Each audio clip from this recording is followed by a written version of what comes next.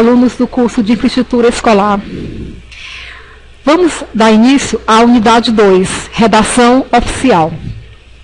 Bem, na unidade 1, de caráter introdutório, tratou-se da importância de um texto bem escrito e do que é necessário para que a escrita possa ser compreendida por uma gama diversificada de leitores. Na unidade 2, nós trataremos da elaboração de textos relacionados ao poder público. Excetua-se nesta unidade o tópico exclusivo para a elaboração de carta pessoal, que, como se especifica por meio do nome da nomenclatura, não se destina ao poder público, uma vez que é pessoal. Assim, a redação oficial, temática principal da unidade 2, é a forma pela qual o poder público redige normas, atos e comunicações, ou ainda a redação elaborada pelo cidadão comum endereçada ao poder público. A redação oficial, dessa forma, caracteriza-se pelo uso da norma culta da linguagem, pela formalidade, clareza e concisão. Há diversos gêneros ou modalidades de comunicação oficial. Todas elas apresentam finalidades específicas. O memorando, por exemplo, deve ser utilizado na comunicação entre setores de uma mesma instituição, diferentemente do ofício, que normalmente é o meio utilizado quando a comunicação se dá entre instituições. Dessa forma, doravante, ao se tratar de cada gênero de redação oficial, antes se indicará em que situação este deve ser empregado. Uma característica importante da redação oficial deve ser a eficácia. Ou seja, o texto precisa ir direto ao assunto, com objetividade, para que cumpra o seu objetivo, o de ser imediatamente compreendido pelo leitor. Tal compreensão normalmente se dá por meio da resposta recebida. Características como a clareza e a concisão, já vistas na unidade 1, são, portanto, fundamentais para que o texto oficial cumpra com eficácia o objetivo a que se propõe, que é, precipuamente, comunicar. Vamos ver, então, o primeiro gênero textual. É a carta pessoal. Uma carta pode conter todo tipo de informações e também pode ser uma correspondência pessoal ou oficial. Mesmo não fazendo parte do rol das comunicações oficiais, a carta pessoal ou social teve sua origem no ambiente institucional. Como exemplo, pode-se citar a carta de Peruvar de Caminha, escrita para o rei de Portugal, dando informações importantes sobre uma terra há pouco descoberta, mais tarde denominada Brasil. A elaboração de uma carta deve atender a algumas normas, tais como cabeçalho, deve conter o local e a data do remetente. Deve haver cumprimentos iniciais ou vocativo com o nome da pessoa para quem se escreve, que é o destinatário. A carta deve conter a mensagem, que é o seu conteúdo, e deve ainda conter as chamadas saudações finais ou fecho, com a assinatura de quem escreve. Gênero textual, ofício. O ofício é uma modalidade utilizada em comunicações externas, ou seja, entre instituições distintas. Por exemplo, se o reitor do IFP deseja convidar o reitor da UFP para algum evento, deverá fazê-lo por meio do ofício. O ofício deve ser escrito em linguagem formal, distante, que transmita de forma clara, direta e precisa a mensagem pretendida. Não se trata de escrever muito ou pouco, mas tão somente de apresentar as informações necessárias. A forma de tratamento deve ser adequada ao cargo que ocupa o destinatário. Deve-se usar os pronomes de acordo com as normas recomendadas e abreviando: Ilustríssimo Senhor, Vossa Senhoria, Vossa Excelência, Vossa Magnificência, e etc. De acordo com o Manual de Redação da Presidência da República, que está disponível para download no link em destaque, deve constar do cabeçalho ou do rodapé do ofício as seguintes informações do remetente, quais sejam o nome do órgão ou setor, o endereço postal, o telefone e endereço de correio eletrônico. Acresça-se então o texto, que pode ser uma solicitação, uma informação, um convite, um encaminhamento.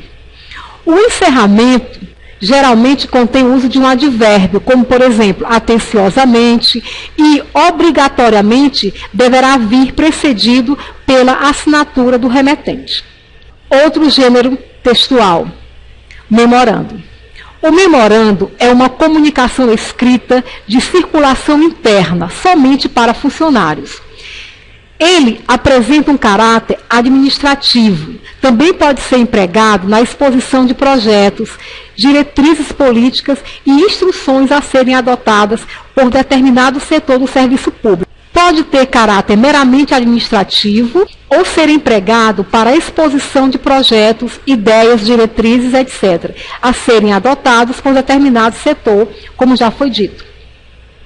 Sua principal característica é a agilidade, sendo sua tramitação pautada pela rapidez e simplicidade de procedimentos burocráticos. Outro gênero textual, o requerimento.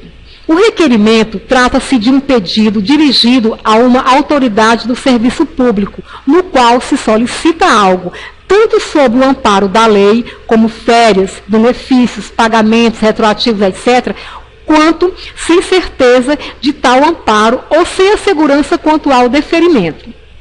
No corpo do texto, deverá ser exposto em apenas um parágrafo o objeto do requerimento, citando a identificação do requerente, qual seja o nome completo, a RG, o CPF, a função, a matrícula, o local de trabalho, o endereço, etc. E deve ter ainda a justificativa, se possível, com a fundamentação legal que garanta o pedido. O fecho do requerimento, em geral, emprega a seguinte expressão: nestes termos, pede deferimento. Às vezes, esse fecho vem abreviado para N.T.P.D. Em seguida, vem o local, a data e a assinatura do requerente. Vamos a mais um gênero textual. A ata. Normalmente escrita à mão, em livros próprios, com folhas numeradas, a ata é um resumo escrito com clareza e precisão das deliberações, resoluções, assembleias, reuniões ou solenidades. A ata é, portanto, o documento oficial a ser elaborado como forma de descrição dos principais fatos ocorridos nas reuniões realizadas pelos colegiados, conselhos, enfim, pelos grupos. A ata é redigida por um secretário, que poderá ser qualquer pessoa presente ao evento, desde que designada pelo coordenador ou presidente a exercer tal função. A ata deve ser redigida de tal maneira que não seja possível qualquer alteração ou modificação posterior, até porque deverá ser assinada por todos os presentes. Havendo mais de uma página, todas as páginas deverão ser rubricadas.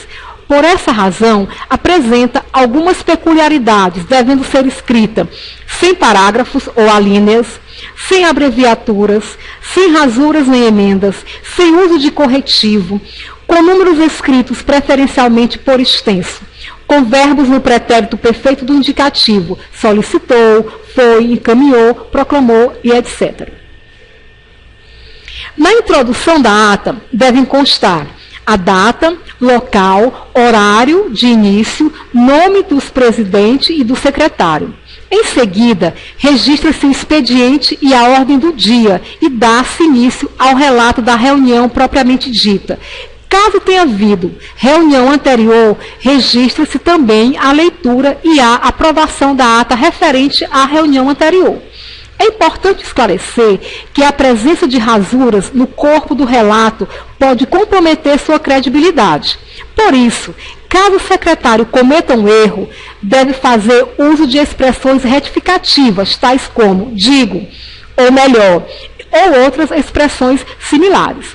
Caso o erro seja detectado posteriormente, pode-se fazer uma errata, usando, por exemplo, expressões do tipo em tempo onde se lê isso, leia-se aquilo. Em suma, a ata deve ter um termo de abertura, geralmente iniciando pela data, local e participantes. Por exemplo, aos 19 dias do mês de janeiro de 2013, reuniram-se na sala de eventos os conselheiros. Também, a ata deve ter um termo de encerramento ou fecho, que convencionalmente emprega dizeres como nada mais havendo a tratar, o senhor presidente encerrou a sessão. Relatório. O relatório tem por objetivo relatar, condiciona-se ao ato de descrever a respeito de um determinado acontecimento, enfatizando seus aspectos relevantes. Relatar é caracterizar, pormenorizar. Por conta dessa peculiaridade, relatório é um conjunto de informações utilizado para reportar resultados parciais ou totais de uma determinada atividade, experimento, projeto, ação, pesquisa ou qualquer evento que esteja finalizado ou em andamento. O relatório é um texto comumente utilizado não só no ambiente educacional, mas também em ambiente de trabalho, como órgãos públicos, comércio, indústria e outros. Há diversos tipos de relatórios, parciais, finais, periódicos, de rotina, de pesquisa, científicos, técnicos, administrativos, individuais ou coletivos. A modalidade de redação utilizada nos relatórios é descritiva narrativa, pois envolve descrição de objetos, fatos ou ocorrências e ou narração de fatos ou ocorrência. Eventualmente, também pode ser dissertativo, quando há necessidade de uma explanação didática, de uma argumentação. A linguagem empregada deve ser clara, coerente, precisa, objetiva e correta, pautando-se pelo uso da norma culta. O relatório possui estrutura típica, embora com variações, dependendo do tipo e da finalidade a que se destina.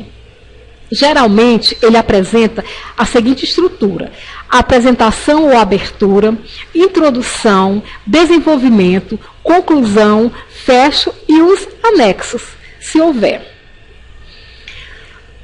Caros cursistas, à guisa de conclusão, a produção textual é um tema extremamente rico. Muitos são os assuntos e nem todos poderão ser contemplados, pois tornaria muito extensa a leitura. Espera-se que, pelo menos, as noções mais importantes dos temas tenham sido explanadas. Fica sempre o incentivo à leitura e à produção textual.